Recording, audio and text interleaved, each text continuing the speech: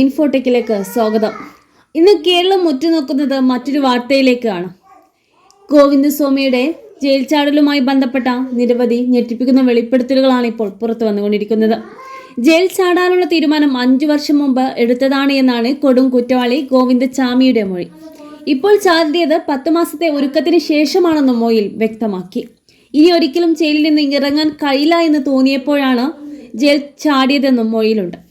ചില സഹതടവുകാരുടെ തന്റെ നീക്കം അറിയാമായിരുന്നു എന്നും വെളിപ്പെടുത്തി. ഇയാൾ ആക്ഷൻ ബ്ലേഡ് സംഘടിപ്പിച്ചാണ്, അതും ജയിലിനുള്ളിൽ നിന്ന് തന്നെ. ചാടിയ ശേഷം ഗുരുവായൂരിലേക്ക് പോകാനായിരുന്നു അദ്ദേഹത്തിന്റെ പദ്ധതി. അതേസമയം ഗോവിന്ദച്ചാമിയെ ജയിൽ മാറ്റാൻ തീരുമാനം.